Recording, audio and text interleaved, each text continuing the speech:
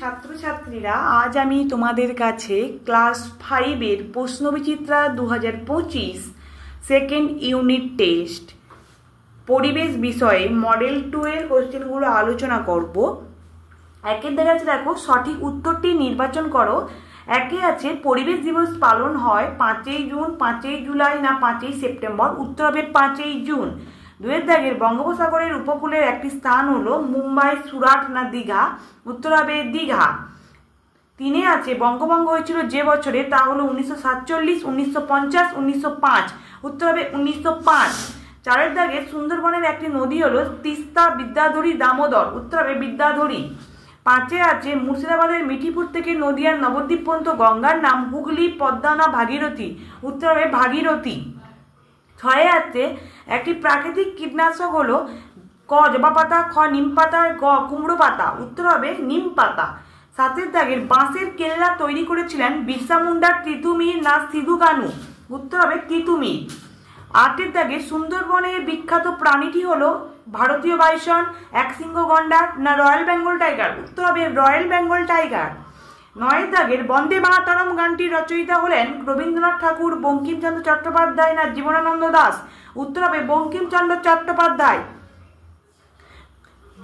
একের থেকে 10-এ দেখো একটি লুপ্তপ্রায় মাছ হলো ক সরপুঁটি, খ ইলিশ না গ বাটা? উত্তর হবে সরপুঁটি।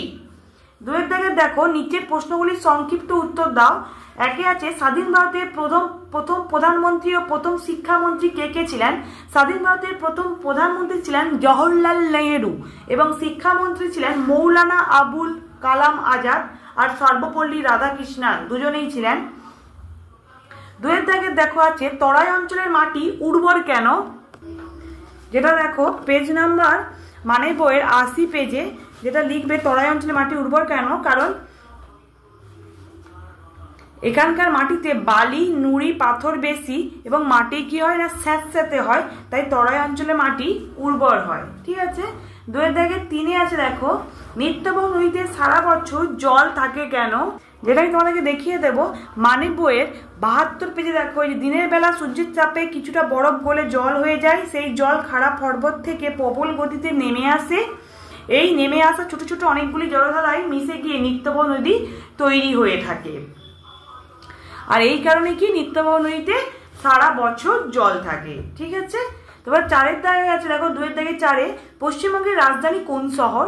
আমরা সবাই জানি পশ্চিমবঙ্গের রাজধানী হচ্ছে কলকাতা। পশ্চিমবঙ্গের কোন শহরটি প্রাচীন নাম তাম্রলিপ্ত? উত্তর হবে তমলুক। 2 থেকে 5-এ আছে দেখো কাজু বাদাম ও আম চাষের জন্য পশ্চিমবঙ্গের কোন কোন জেলা বিখ্যাত?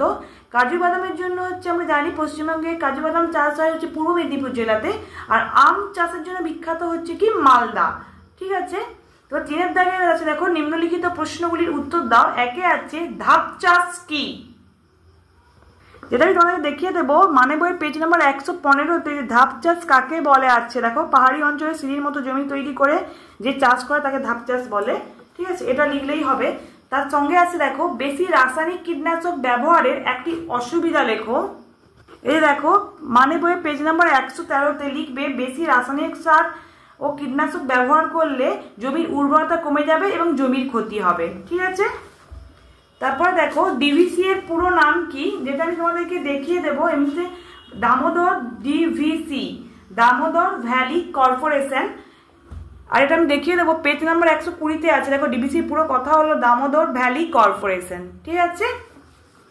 তারপরে দেখো আছে 3-এর দাগে 2-এ আছে প্রদত্ত জেলাগুলির শহরের নাম লেখো, যেগুলো আমি তোমাদেরকে দেখিয়ে দেবো। দার্জিলিং জেলার সদর শহরের নাম হবে দার্জিলিং, যেটা টেক্সট বইয়ের পেজ নাম্বার 79-তে আছে। কালিম্পং জেলার সদর শহর হবে কালিম্পং, আর হাওড়া জেলার সদর শহর হবে হাওড়াই। যেটা আমি তোমাদেরকে একটু আগেই দেখিয়েছিলাম, হাওড়া জেলার সদর শহর হাওড়া। ঠিক আছে। কোন জেলার কোন শহরে শান্তিনিকেতন আশ্রম বিদ্যালয় আছে? তাহলে বীরভূম জেলার বোলপুরে। যেটা আমি তোমাদেরকে এই দেখিয়ে দেব, এ দেখো টেক্সট বই পেজ নাম্বার 81-তে আছে দেখো, এই যে বীরভূম জেলার বোলপুরে শান্তিনিকেতনের রবীন্দ্রনাথ ঠাকুর আশ্রম বিদ্যালয় প্রতিষ্ঠা করেন। ঠিক আছে। তোমাদের যদি আমার এই ভিডিওটা ভালো লেগে থাকে অবশ্যই লাইক কমেন্ট আর বেশি বেশি করে বন্ধুদের শেয়ার করবে, যাতে আমার এই ভিডিওটা তারা ভালোভাবে দেখতে পারে, তাদের সুবিধে হয়।